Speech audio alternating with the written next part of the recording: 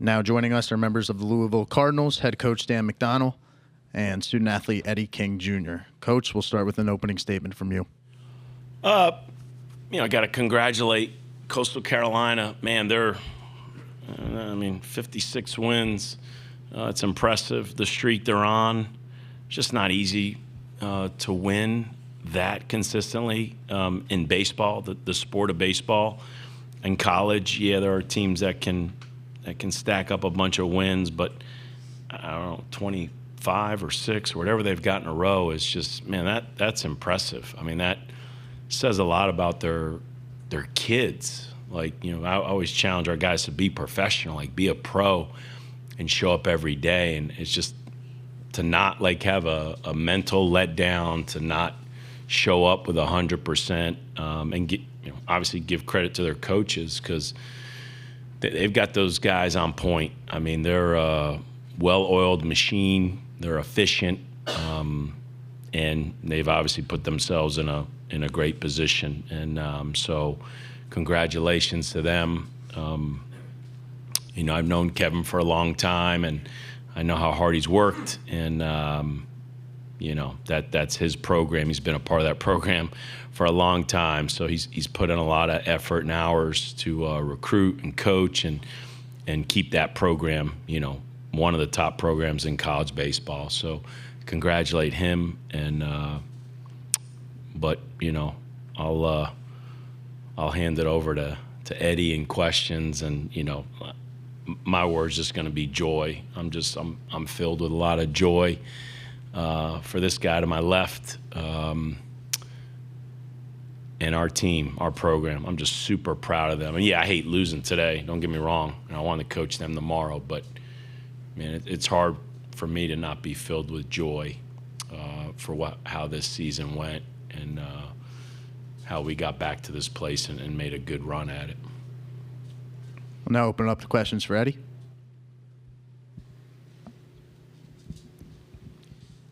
Joe Healy, D1 Baseball. Eddie, obviously, you come to a place like Louisville to play in Omaha. How much pride do you take in being a part of the team that got Louisville back here? I'm just grateful to be along for this journey and be one of the people or one of the teams that can go down in the history books for Louisville.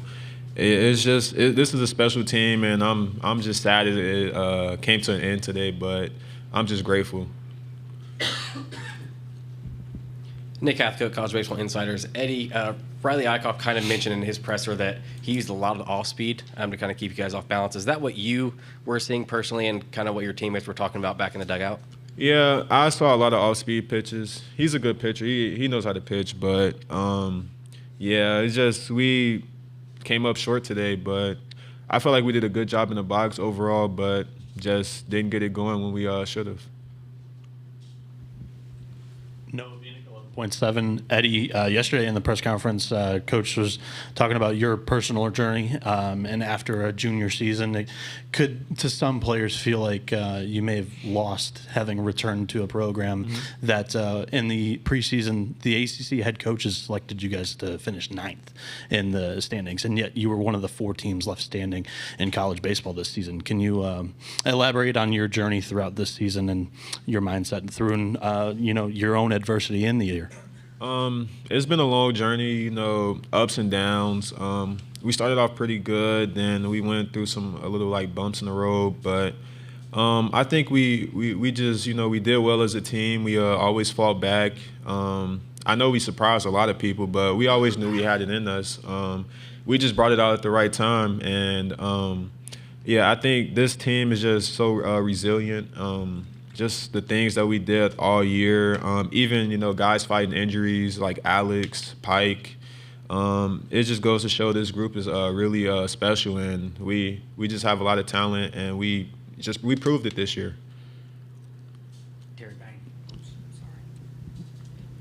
Terry Payton, Inside Louisville Baseball.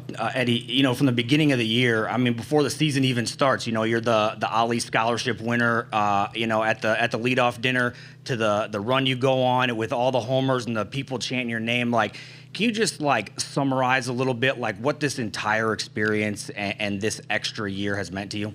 I'm honestly just really glad it worked out this way. I always say, everything happens for a reason, and you just gotta trust God's plan. So, I was just meant to be here for another year, and I'm so glad I took that because I got to be with this special group of brothers, and got one more year with Coach Mack.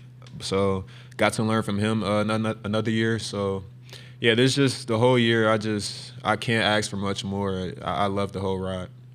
We'll take one more for Eddie. Alexis Cuba, Louisville Courier-Journal.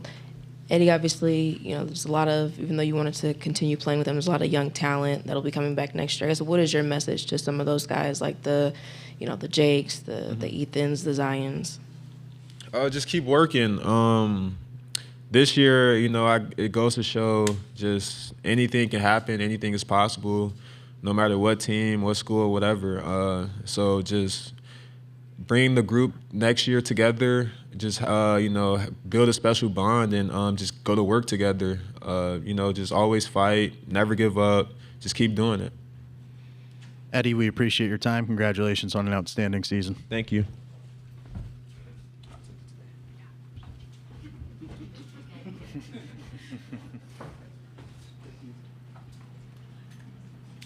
Okay, we'll open it up to questions for Coach. Kendall Rogers, D1 Baseball. Go ahead, Mac. Finish up, buddy. No, go ahead. The brain. It's my excuse for texting when I'm driving, and my wife gets mad at me, and it's a bad habit. But the poor brain, if I don't do it when it's in my mind, I'll forget 10 seconds later. So sorry. It's all good. We got a while. Yeah. You've coached a lot of really good teams. You've coached against a lot of really good teams. What is it about Coastal that makes him so difficult to beat right now in the middle of this winning streak? Well, they obviously do the three things really well. I think what's so impressive is I don't. Are they scoring in the first inning? It feels like they score in the first inning, especially out here in Omaha. And it's like they just get right out of the gate and they just put that pressure on you. You got to pitch. And, I mean, they're throwing guys with really good numbers. And they got multiple guys. It's not like they got really good pieces there. I don't see them enough throughout the year. And, I mean, they look like they play good enough defense. But they definitely pitch and, man, they're offensive, And it just shows you, man, the recipe for baseball, it's simple concept. It's just not easy to get there. And I'm so impressed from a distance, the little I saw of them, but having seen them up close and personal, and again, I don't know how you overlook the win streak. I brag about I was part of a team. We won 25 in a row. We were 26-1 at the Citadel my sophomore year. And then we went through some bumps and ups and downs, but we end up making a run to Omaha. And I always look back, you win 25 in a row, you got something special there. And we showed it in the postseason. The Citadel went to Omaha. So, these guys, and they've done it in the last half of the season, in the conference tournament, in the regionals, in supers, in Omaha, against, as we always say, the best teams. So it's impressive what they've done. Joe Healy, D1 Baseball. Similar to the question I asked Eddie, and I'm not going to ask you to compare Omaha trips. That's not fair. But how special is this one, given that you got back and were able to reset that standard? I've been maybe comparing this one a little bit to 07. 07 was the first time we got here, and I just remember the excitement making the regionals that year and playing free and having fun, and that was an older group, a tough group. And so, yeah, to go in 13 was okay, we weren't a one-hit wonder. To go in 14 was oh, okay, we're a regular at the table. And, man, we had a run there, from 12 to whatever, 19 or 20 where, man, we were just a machine. And that was fun. But then, we obviously took a step back as a program. And so the last few years, man, it's been tough. I've talked about it openly and won't get real deep into it, but, man, it's been bleak. And so, be careful how high you set the bar. Don't set these kids up to fail. You know, are we really getting the support to go to Omaha and win a national championship? And it's like you're trying to find that balance as a coach. And so, as I said, this year, my whole message was win the ACC. That's all I kept saying. Win the ACC. Win the ACC. Because if you can do damage in that league, you're more than prepared to make a run through the postseason. And the league was so balanced. There was so much parity.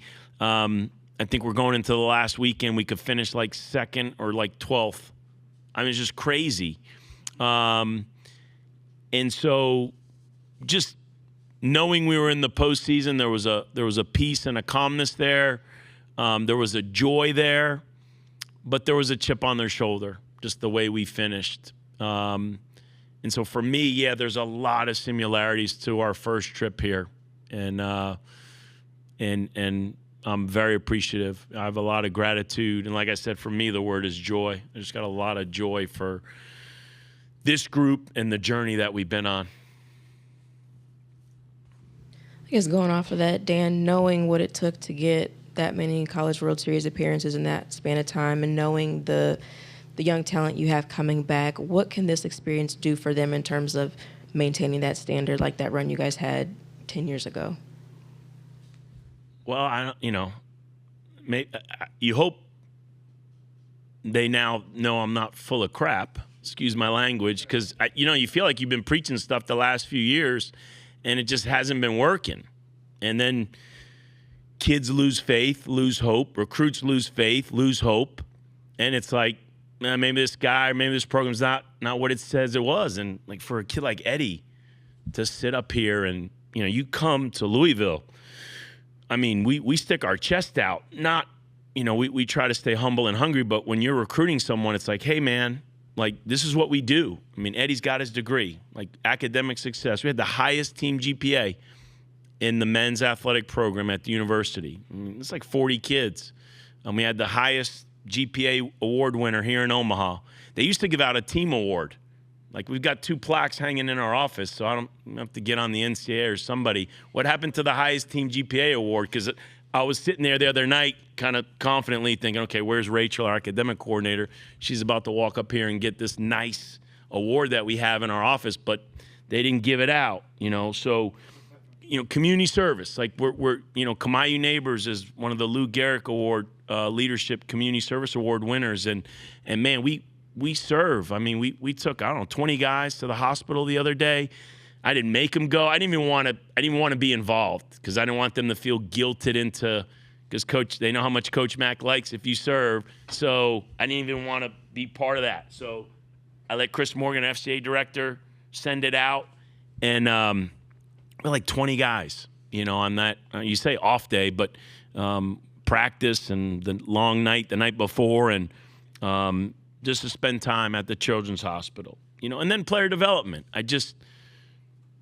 We take so much pride in helping these kids get better, not just on the field. Believe me, there's a baseball aspect to our development, but the older I get, the longer I do this, it's like, wait a second, man, you gotta pour into these kids. I've been on this team more about tipping than I ever have, right? I mean, like trying to prepare these kids, like what does it mean to leave $1 for somebody who's serving you, $2, $3, like show your appreciation and all the things that we poured into these kids, just wanting them to cross the line and be better off than when they got here. Not that they were bad when we get them. I always give a lot of credit to the parents, but just, you want them to be better than when they got here, mature, ready for the real world. And then, our big league success. I mean, it's pretty cool getting text messages from all the pro guys, all the guys in the big leagues. Like Dalton Rushing's been following us as closely as anybody. Henry Davis flew here with Paul Skeens on his off day. Like, we take a lot of pride in that. That's important to kids. And that's why I keep saying that this guy that was sitting to my left, this dude's ready for pro ball. Jake Monroe's ready for pro ball. Matt Klein's ready for pro ball. Patrick Forbes and Tucker Biven and others. Man, these guys are ready. Like, I can't promise you're gonna make it to the big leagues, but they're ready. These guys are gonna move through a system. So, I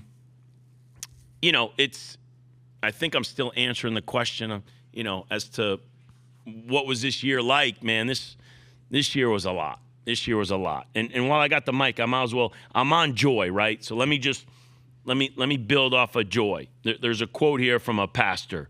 Grimness is not a Christian virtue. If God is really at the center of one's life and being, joy is inevitable. If we have no joy, we have missed the heart of the good news. The good news. And that's, for me, I've been entrenched in the good news this year. Like that's where, for my heart, I'm 169 days in the Bible recap, which Tara Lee Cobble is freaking awesome. It's awesome. So if you've never read the Bible, I promise you, this is a way you can do it. And as I encourage people, grab a friend, grab a husband, grab a wife, grab your buddies, get in one of these studies. They're awesome. And so for me, another priest put it simpler. Joy is the surest sign of the presence of God. And for me, I don't want anybody to look at me and go, man, that guy's holier than thou. Because I'm not holier than thou. Believe me. It's far, far from that. But, man, I got joy because of my walk with the Lord. I have a choice to be a sad saint or express, hopefully, my joy and delight in unbridled thankfulness. So I just got a lot to be thankful for. I'm thankful to be in the ACC. It's an awesome baseball league. I'm thankful to be the head coach at the University of Louisville. My wife and I just love it. Just love it there. As hard as the last few years have been. Oh, my gosh. It's been hard. But we're very thankful. Man, Terry, I'm thankful for you. No, serious, because this dude's standing out there in February after a win or a loss, and he's seen, I guess, my best and worst. But this dude's been there. I got no problem with people that, hey, jump on the bandwagon anytime you want. I mean, we'll take you. No judgment, right? We always say that. No judgment. But you were there from the get-go. I mean, and I appreciate that, but I know our players appreciate it, and I think our fans appreciate it because somebody needs to cover that. Listen, we come from an awesome basketball tradition. Awesome. So I get it, man. Support our basketball, and let's make a run into March and deep into March. And then, hey, by the way, we got this thing called the Kentucky Derby. If you hadn't heard of it, it's a pretty big deal in our city, and it's awesome. Love being, it's literally across the street from Jim Patterson Stadium. So we have a lot going on in the spring, So, yeah, we got to fight a little bit for our PR at times. But, man, the way it ended at Jim Patterson, that super regional, I couldn't have scripted it any better. To go on the road for a regional, to host a super regional, well, let me take it back. If we could have won about 4 more games, I could have scripted it a little better. But I think for me, I just have to make sure people see me here when we're on top of the world. But, man, when you lose and your season comes to an end and it's crushing, I want people to go, man, I want to drink what that guy's drinking. There's something about that guy, not because of Dan McDonnell. Like I said, is it because of my walk with the Lord? And that's my responsibility. And I hope anybody who listens is intrigued or curious because it's a special journey to be on. And as we talked about journey all year, man, this has been an awesome journey. So we're going to try to keep this thing going. That's all the time we have, Coach. We appreciate your time. I thought Kendall said we were unlimited time. So, we'll blame it on him. You're good, Coach. All right. We appreciate it. Thanks, everybody. Hammond Communications will post a recording of this press conference in the NCAA Digital Relations on advancing to the championship series. Coach, we'll start with an opening statement from you. As a leader, I think all great leaders are people that others want to emulate. And Dan McDonald, is that guy, or is one of those guys for me. What he did as an assistant coach at Ole Miss, and then the last 19 years as the head coach at Louisville, he's probably one of the most successful head coaches in the country, somebody that I look up to.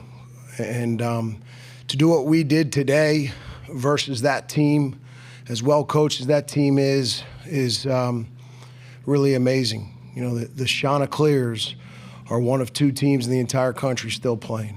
And it's incredible, but it's not unbelievable. It's incredible, but it's not unbelievable. And it's not unbelievable because we've got really good players. But the separator is these players are willing to drop I and me for we and us. And when you bring a group of people together with that mentality, this is what can happen.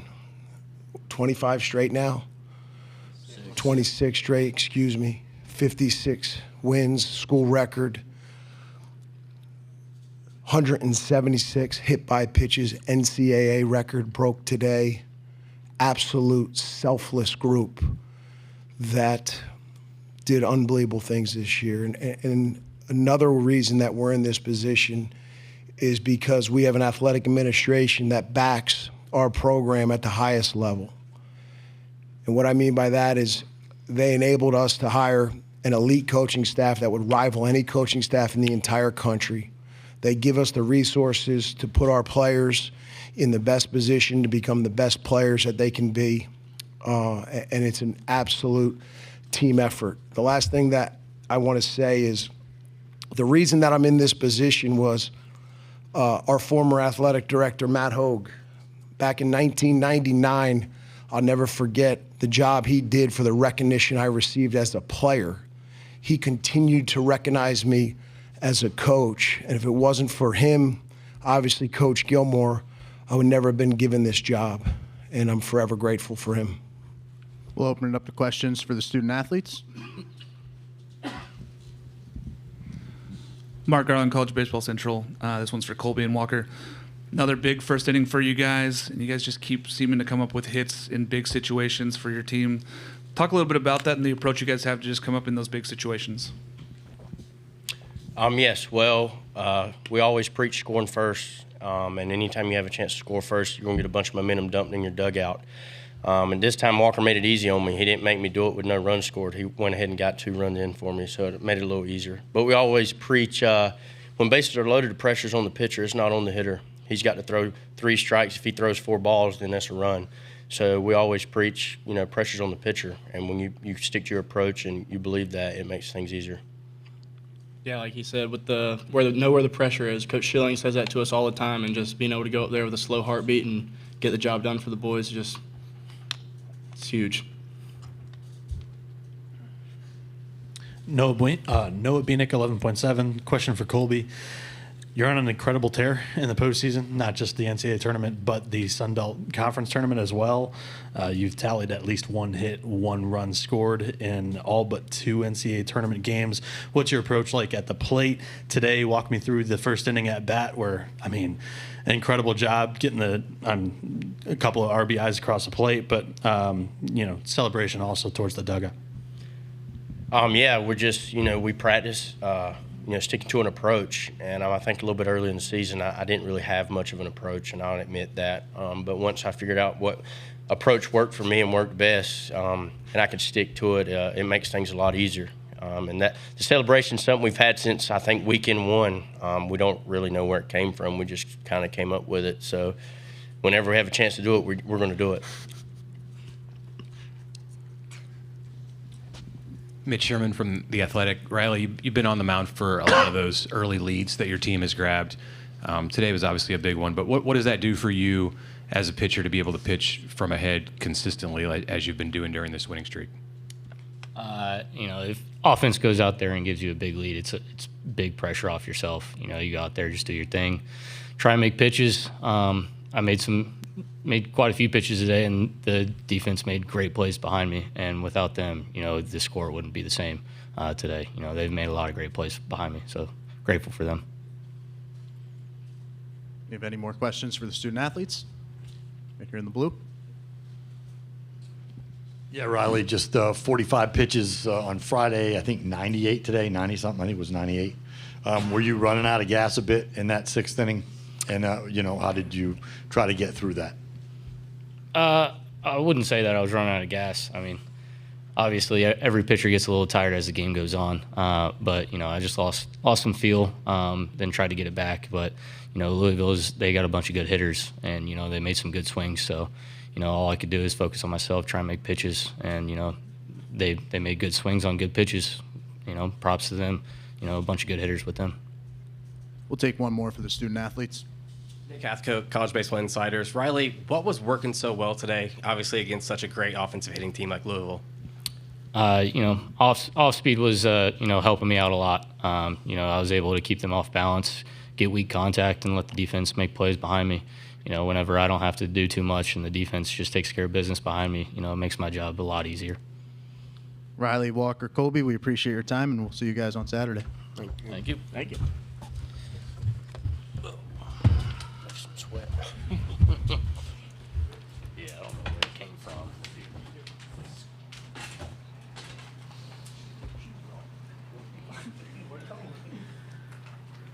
We'll now open it up to questions for Coach. Kendall Rogers, D1 Baseball. Kevin, I was kind of going back to reading Aaron's fall report on you guys. It did not sound like a team, at least from your perspective, that looked like a potential national championship contender at the end of the fall. What did you kind of see from this team in the fall, and what are you kind of seeing now that may be a little different? Well, in the fall, we clearly felt like we were going to have a really good pitching staff. A couple guys were down in the fall, so we knew that they were coming back. But the truth was we just had to figure out. We lost 3 of our 4 top hitters from last year. We lost a Hall of Fame head coach. So we had to kind of figure out who was going to fill, those gaps. And those 3 guys that we lost offensively are tough to replace. Truth be told, Sebastian Alexander stepped up in a big way. I mean, he's got the tools to be a great player. We knew that all along, but he just never really put it together. Now he's batting in our 2 hole, and he's done a big job for us to kind of fill some of those production that we had from last year. But I can't say that we felt it was a national championship contender. We knew it was a really good team. We knew it was a championship type team. We were picked 4th in the Sun Belt. No problem. We'll move forward, keep our head down, and keep grinding. And that's what this team did. But we clearly felt like this pitching staff was going to be the best pitching staff we ever had. Noah Bieniek, 11.7. Coach, I was hoping if you could expand on what you said. It's not unbelievable. It's incredible. And for me, what I noticed is it's just a very consistent ball club. Everybody in that lineup got on base today. In the NCAA tournament, 8-0, you've nearly tripled your opponents in run differential in games. Can you just talk about that consistency? Well, it starts with frees. Today we were able to earn 10 frees, 6 walks, 4 hit by pitches. That's where it starts. We've got to earn frees. I thought we ran the bases exceptionally well. It was bang, bang at third. Wells, going first to third on that hit. Tip your hat to their right fielder, but Blake Barthel coming through with that big 2-out hit right there after they got the big inning, something we've done a great job of. I think it's 12 straight games in a row. We haven't given up a big inning. We give up a big inning to Louisville today, and you got to give them credit. They got, they got 2 infield hits that we just couldn't get our glove to, and then they get 2-out hits in a row. The bottom of their order got 2-out hits in a row to get them that 3rd run. That's a big deal in our program is winning that big inning war. And even though we were up 6-0, all we were talking about was we were up 1-0. We're up 1-0 in the big inning war. And then Dean Mijo's coming through, getting that big 2-out double to get us that 7th run. Again, that 7 run, that scoring first, winning the big inning war, and getting to 7 are 3 really important parts of our offense. Wilson Moore from the Omaha World Herald. Kevin, you meant with the sheer number of hit by pitches, I'm just wondering, what do you attribute that to? Is that philosophy, approach? What do you attribute the hit by pitches to? Well, they don't eat if they get out of the way. No, we just, it's just something that our guys have bought into. Our guys are obsessed with getting on base. They understand the way you score runs is having guys on base, and any way you can get on base helps our team win. And we got a bunch of humble dogs in that dugout that are willing to do whatever it takes to win, and that's why we're one of 2 teams in the country still playing today. Mitch, Coach, is there any kind of specific parallel that you can draw between this team and the one that you came here with in 2016? That's something that allows these guys not to let the moment get too big? I wish I could give you an answer that you could really take off with, but I can't. No. It's different than the 2016 team. That 2016 lineup was so dangerous, 1 through 9, power, speed, short game. This team is different. This team is more grind, inside game, first to third, little things like that, and they play really high-level defense. Even though we've made 2 outfield errors this week, that's the only errors we've made. We're fielding over 980 here in the postseason, which is pretty tough to do because you're in a lot of pressure situations. We'll take one more question for Coach. Kevin, you kind of spent a lot of time this week talking about the contributions that all these players have had, but just for you personally, like, how has this run been? 26 straight national championship, or playing for one at first year as a head coach. Is it almost like a dream a little bit? It really hasn't hit me yet. I'll be honest. I'm still trying to digest that game. You know, I know we're going to the World Series finals, and whoever wins 2 out of 3 brings home brings home a national championship.